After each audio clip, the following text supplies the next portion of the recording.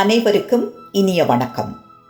London SRS Tamil வானொலியின் கதையாடல் நிகழ்ச்சியில் உங்களை சந்திக்க வந்திருக்கும் நான் உங்கள் ஆனந்தராணி பாலேந்திரா. இன்றைய நிகழ்ச்சியில் லண்டனில் வசிக்கும் ஈழத்து எழுத்தாளர் நவஜோதி ஜோகரட்னம் எழுதிய பூப்பும் பறிப்பும் என்ற சிறுகதை இடம்பெறவுள்ளது.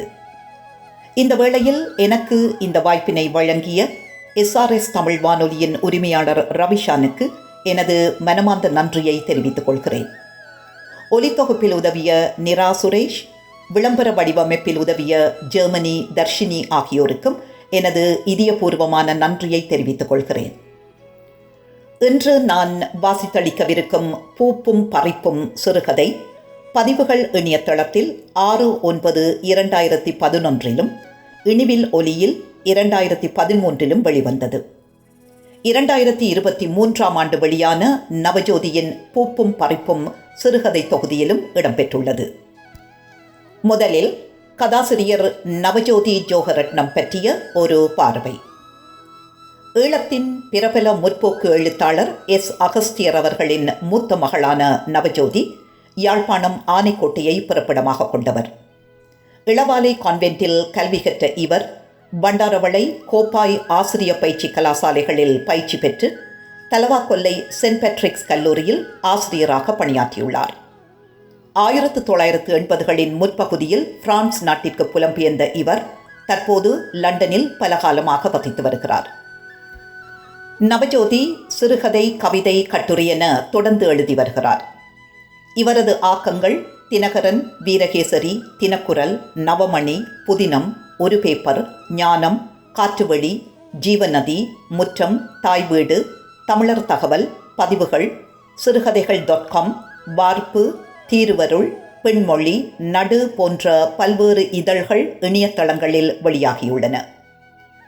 கொழுந்து பத்திரிகை நடத்திய புதுமைப்பித்தன் சிறுகதை போட்டி, லண்டன் பூபால ராகங்கள், ஞானம் சஞ்சிகை, தமிழ்நாடு கலை இலக்கிய பெருமன்றம், லண்டன் புதினம் பத்திரிகை, அமரர் செம்பியன் செல்வன் ஆவண்ணா ராஜகோபால் ஞாபகார்த்த சிறுகதை போட்டி, தினகரன் வாரமஞ்சரி நடத்திய மருதூர் கொத்தன் இஸ்மாயில் ஞாபகார்த்த சர்வதேச சிறுகதை போட்டி என பல சிறுகதை போட்டிகளில் பங்கு பெற்றி பரிசுகளை பெற்றுள்ளார்.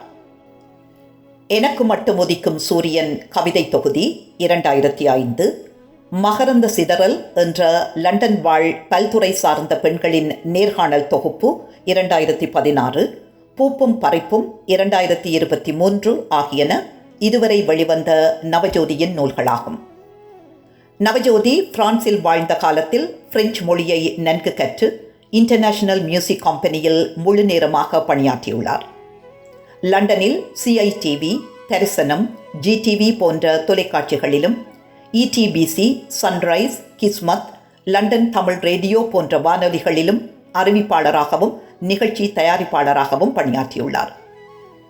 தற்போது பாமுகம் FATVயில் பணியாற்றி வரும் இவர் மகரந்த சிதறல் என்ற நிகழ்ச்சியில் சுமார் 700 இலக்கிய, அரசியல், சமூக பிரமுகர்களை பேட்டி கண்டு நேர்காணல் ஒலிபரப்பில் சாதனை படைத்துள்ளார். கலையார்வம் கொண்ட நவஜோதி லண்டனில் மேடை அறிவிப்பாளராகவும் இருந்து வருகிறார். சிறுகதை பூப்பும் பறிப்பும் எழுதியவர் நவஜோதி ஜோகரட்னம். வாசித்தளிப்பவர் ஆனந்தராணி பாலேந்திரா.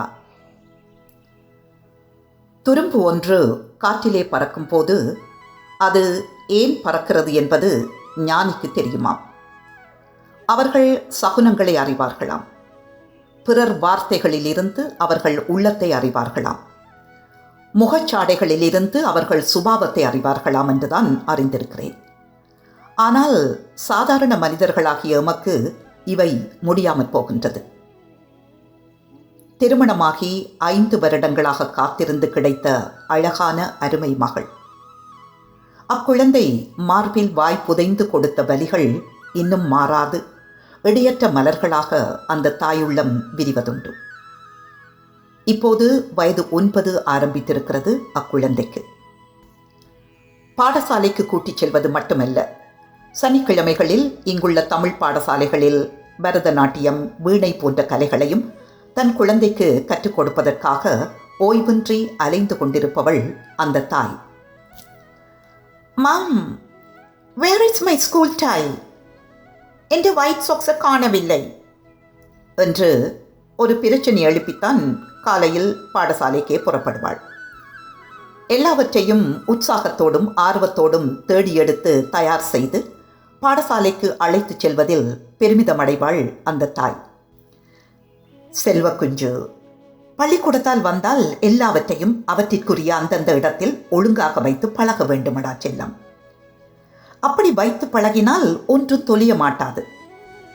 சின்ன குட்டி பெண் பிள்ளை பெண்ணல்லோ, பிள்ளைக்கென்று தனியான சின்ன அறை இருக்குத்தானே, உடுப்புகளை கூட அடுக்கி எல்லாம் ஒழுங்காக வைத்து பழக வேண்டும் கண்ணா என்று தான் கன்னியர் மடத்தில் படிக்கும் போது சிஸ்டர்மார் சொல்லிக் கொடுத்தவற்றை அப்படியே சொல்லுவாள் அம்மா.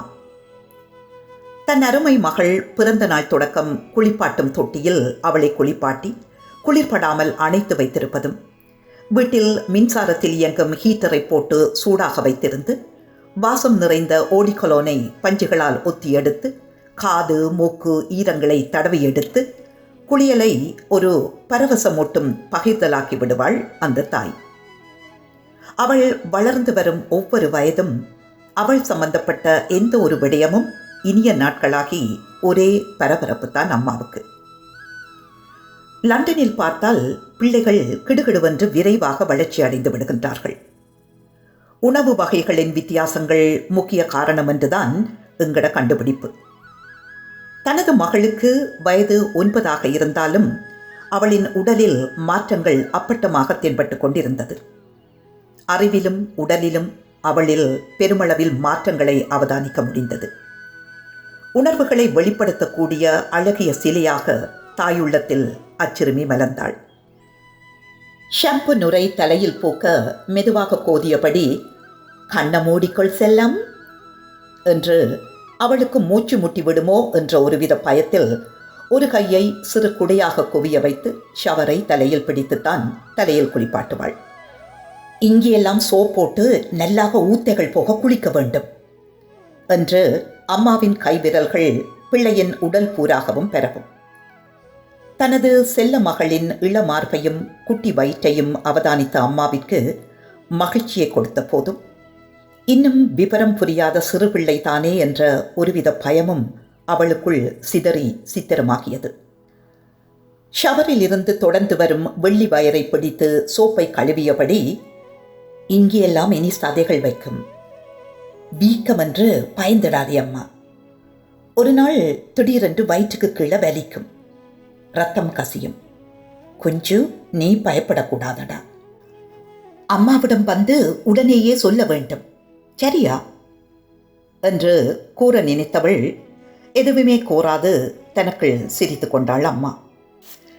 எங்கட செல்லம் இப்ப பெரிய ஆளா வளர்ந்து கொண்டிருக்கிறாள். ஓ, விரைவில் கொண்டாட்டம் ஒன்று வேற இருக்கிறது என்று மட்டும் சொல்லி சிரிக்க அவள் கொஞ்சம் வெட்கப்பட்டு அம்மாவின் கையை தட்டிவிடுவாள். அங்கால போங்க மம்மி, இது பெண்கள் எல்லாருக்கும் இருக்கிறது தான். மம்மிக்கு, அன்டாவுக்கு, அம்மம்மாவுக்கு, உன்ற நண்பியின் மம்மிக்கு. அப்போ எப்போ மம்மி எனக்கு அப்படி வரும்? என்றைக்கோ ஒரு நாள் வரும். நீ இப்ப குட்டி பெண் பிள்ளை தானே. வந்தால் எனக்கு ராதா அக்கா மாதிரி வடிவான சாரி உடுத்தி கணக்க நகைகள் எல்லாம் போட்டு ஆக்களை கூப்பிட்டு செலிப்ரேட் பண்ணுவீங்களோ? என்னடா கொஞ்சம் இப்படி கேட்குறீங்க? பிள்ளைக்கு செலிப்ரேட் பண்ணாமல் ஊரில் இருக்கிற அம்மப்பா ஒரே பிள்ளையின் கொண்டாட்டத்தை பார்க்க வேண்டும் என்று ஆவலோடு ஃபோனில் பேசுவார். உங்களுடைய ஆன்டிமேர், மாமாமேர், அதாவது அவருடைய எல்லா பிள்ளைகளும் வெளிநாட்டுக்கு போட்டார்கள் என்று தனியாக கவலையோடு தான் இருக்கிறார். அப்போ அம்மம்மா அங்க மம்மி? அம்மம்மாவை சுனாமி வந்து இழுத்து கொண்டு போட்டுதடா குஞ்சு. அப்போ அம்மப்பா தனிய போசிலோன்ல இருக்கிறார். பாவம் அம்மப்பா. எந்த தடயத்தையும் விட்டு வைக்காமல் தன் தாயை விழுங்கிய மரணத்தை நினைத்து திடீரென மௌனமானாள் அம்மா. நான் வீட்டில் கடைக்குட்டி என்பதால் என் தாயின் குரல் ரோஹிணி என்று என் பெயரை சொல்வதில்தான் அதிக ஆனந்தம் அடைவதுண்டு. இளம் மஞ்சள் நிற சேலைதான் எனது தாய் விரும்பி உடுப்பாள். என் அம்மாவின் அந்த முகத்தின் இதமான அழகு, கண்களின் உண்மை, விரல்களின் கொழுமை, குரலின் இனிமை எல்லாமே அவள் நினைவில் வந்து மாய உலகிற்குள் நுழைத்தது அவளை. லண்டனில் போட்டி போட்டுக்கொண்டு வாராவாரம் கலை நிகழ்ச்சிகள் நடாத்தி கலைகளை வளர்த்து கொண்டிருக்கிறார்கள். அது நல்ல ஆரோக்கியமான விடயம்தான். கலை அரங்கேற்றங்களும் போட்டி போட்டு அளவுக்கு மீறிய ஆடம்பரங்களோடும் பணச்செலவுகளோடும் செய்கின்றார்கள். பிறந்த நாள், திருமண கொண்டாட்டங்களுக்கு கூட குறைவில்லை. பருவம் எய்துவது கூட இப்போது கட்டாய ஆடம்பர கொண்டாட்டமாகிவிட்டது. சிவப்பு கம்பளம் விரித்து வயது வந்த பெண் பிள்ளையை பல்லக்கில் தூக்கிச் சென்று வசதி படைத்த அயல் நாட்டில் கொண்டாடியதை பார்த்த நண்பி இவளுக்கு வியப்புடன் கூறியது வினோதமாக தெரிந்தது. ஆனால் தனது ஒரே மகளின் ஆசையை நிறைவேற்ற வேண்டும் என்பது மட்டும் இப்போது அவளுள் சித்திரமாகி மிதந்து வந்தது. தை பொங்கலன்று அவள் வீட்டிலும் பெரிய பொங்கல் விழா நடந்து கொண்டிருந்தது. சிறுமியாக இருந்த பெண் இப்போ வயதிற்கு வந்துவிட்டாள். அவள் எதிர்பார்த்திருந்த புது மலர்ச்சி பருவம் அடைந்து விட்டாள். மிதந்து மேலேறும் நினைவுகள் வந்து திக்கற்று பரவி கொண்டிருந்தது அந்த தாயின் உள்ளத்தை. உடலில் ஏற்படும் அத்தனை வலிகளையும் அச்சிறுமி தன் தாயிடம்தான் மனம் விட்டு குழந்தை போல் கூறுவாள். நட்பு என்பது இரு உடல்களில் உறைந்துள்ள ஓர் இதயம் என்று சோக்ரட்டிஸ் சொன்னது மாதிரித்தான் அவர்கள் இருவரும் திகழ்ந்தார்கள். மம்மி, நான் பாடசாலைக்கு போக வேணும். எத்தனை நாட்களுக்கு இப்படி வீட்டில் இருக்க வேணும்? ஸ்கூல் வேலைகள் எல்லாம் கணக்க மிஸ் பண்ண போறேன் மம்மி. இல்லையடா கண்ணா, முதத்தரம் வரும்போது நாம் மிகவும் கவனமாக உடம்பை தேற்றிக் கொள்ள வேண்டும். உடம்பு வலி குறையத் தொடங்கும் போது ஸ்கூலுக்கு போகலாம். என்னடா செல்லம், 2 கிழமையால ஸ்கூலுக்கு போகலாம். எதற்கும் ஸ்கூல் பேக்கில் நாப்கின் எப்பவும் பாதுகாப்பாக வைத்து விடுவேன். அப்படி ஏதும் உபயோகிக்க வேண்டி வந்தால் நான் சொல்லித் தந்தபடி. என்னடா செல்லம்? சில மாதங்களின் பின் குளிர் கொஞ்சம் குறைந்து வெயிலும் வரும்போது பெரிய கொண்டாட்டமாக செய்வோம். இப்படியான கொண்டாட்டங்கள் இங்கு அவரவர் வசதிகளை பொறுத்து வீடுகளிலும் பெரிய மண்டபங்களிலும் அமைதியாகவும் ஆடம்பரமாகவும் கொண்டாடுகின்றார்கள். அதற்கிடையில் எல்லா ஆயத்தங்களையும் செய்ய வேண்டும். முக்கியமாக அம்மப்பாவை இந்த சாட்டை காரணம் காட்டி இலங்கையிலிருந்து இங்கு கூப்பிட வேண்டும். தான் பிறந்து வளர்ந்து இதுவரை நேரில் பார்த்திருக்காத அம்மப்பாவின் வரவை சிறுமி பெரிதாக பொருட்படுத்தவில்லை. இருந்தும் அம்மாவின் அதீத பரபரப்பை பார்த்த சிறுமியின் முகம் பூத்து குலுங்கும் ரோஜா பூவை போல் சிரிப்பில் மலர்ந்து கொண்டிருந்தது. தாம்பாளங்களில் வெள்ளை கண்ணறை துணிகளால் மூடப்பட்டிருந்த பல வகையான பலகாரங்கள், மஞ்சள், குங்குமம், பழங்கள், நெய்யும் சீனியும் சேர்த்து செய்த அரிசிமா உருண்டைகள், உளுத்தம்மா களி, பூத்தட்டுகள், குத்து விளக்குகள் போன்ற அலங்கரித்த தட்டுகள் எல்லாம் பூப்பு நீராட்டு விழாவிற்கு வர்ண பட்டாடைகளோடு வந்திருந்த பெண்கள் பலர் கையில் ஏந்திய வண்ணம் நின்று கொண்டிருந்தார்கள். மேளக்கச்சேரியும் நாதஸ்வர இசையும் ஒலிப்பெட்டியில் கோர்வையாக முழங்க மங்கலத்தில் தோய்ந்து களை கட்டி கொண்டிருந்தது மண்டபம். அழகிய மஞ்சள் நிற பட்டு மினுங்கல் சாறையோடும் நகைகளின் ஜொலிப்போடும் பூ வாசனையோடும் பருவமடைந்த பெண் அந்த சமயத்தின் தனி அழகோடு இருந்தாள். ஒளியில் ஜொலிக்கும் தனது பேத்தியின் அழகை ஏதோ ஒரு வகையான உறைந்த மௌனத்தில் சில மாதங்கள்தான் இலங்கையிலிருந்து வந்த அம்மப்பா ரசித்து சிரித்து கொண்டிருந்தார். சிறுமியின் பெற்றோர்களின் மனமோ உறவினர்கள், நண்பர்கள், அறிமுகமானவர்கள் என்று பல பேரின் அன்பின் பக்கங்கள் திறந்து அவர்களுள் புரண்டு கொண்டிருந்தது. பிள்ளை, இங்கு வந்ததன் பின் இந்த குளிருக்காக்கும் உடம்பெல்லாம் சரியான வருத்தமாயிருக்கிறது. என்ன இருந்தாலும் எங்கட ஊரில் இருக்குமா போல சுகம், அந்த சந்தோஷம். நான் ஊருக்கு திரும்ப போறேன். நான் தனி கட்டி என்றாலும் என்ற மாமி மச்சாள் மாறி இருக்கிறாள். அவன் நீ யோசிக்காமல் என்னை அனுப்பிவிடு என்ற தந்தையின் வேண்டுகோள் ரோஹிணிக்கு ஆச்சரியத்தை கொடுத்தது. என்னப்பா, பிள்ளையின் கொண்டாட்டம் முடிந்த களை இன்னும் ஆறவில்லை. எவ்வளவு சிரமப்பட்டு உங்களை இங்கு அழைத்தோம். இப்படி அவசரப்பட்டு ஊருக்கு போக வேண்டும் என்கிறீர்கள். இப்படித்தானே இங்கு இருக்கும் எத்தனையோ பிள்ளைகள் தங்களுடைய அம்மா அப்பாமார்களை ஏதோ ஒரு சாட்டை வைத்து விசாவை எடுத்து கூப்பிட்டு விட்டு பிள்ளைகளோடு சேர்ந்து சந்தோஷமாக இருக்கிறோம். இப்போ உங்களுக்கு என்ன குறையண்டு கண்டு ஊருக்கு வெளிக்கிட யோசிக்கிறீர்கள்? லண்டனில் இல்லாத மருந்து வசதிகளே ஊரிலே இருக்கு என்று மகள் கூறிக்கொண்டே இருந்தாள். மறைக்க முடியாத குற்ற உணர்வு அசிங்கமாக அவர் முகத்தில் படலமிட்டிருப்பதை எவருமே அறிய மாட்டார்கள். தனது மகளின் எந்த பேச்சையும் அப்பா பொருட்படுத்தவே இல்லை. கலகலத்த சிரிப்புகள் அவருள் கலங்கிக் கொண்டிருந்தது போல் இருந்தது.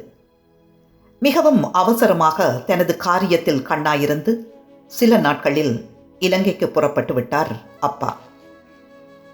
சிறுமி பெரியவளாகி பெரிய கொண்டாட்டங்கள் இடம்பெற்றாலும் அந்த உணர்வே அவளுக்கு கிடையாது.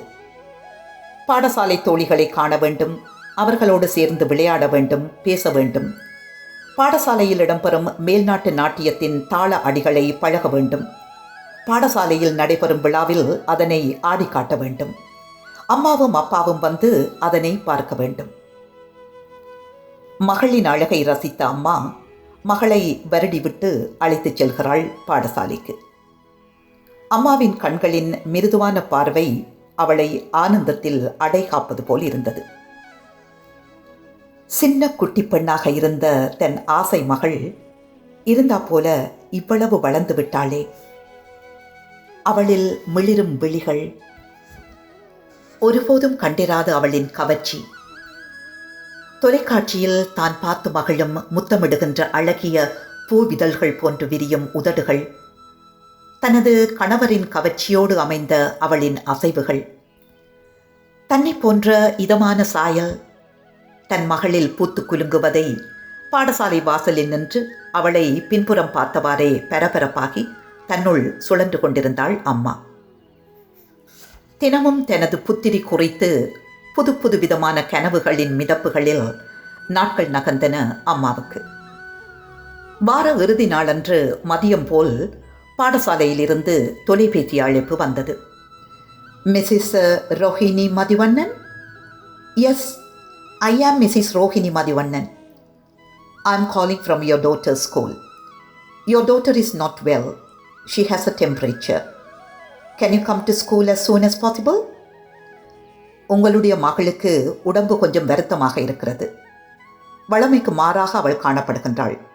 உடல் டெம்பரேச்சரும் காணப்படுகின்றது. உடனடியாக நீங்கள் பாடசாலைக்கு வர முடியுமா? உடம்பு பூவாகி மலர்ந்து இன்னும் சரியான வலுவடையாத தேகம்.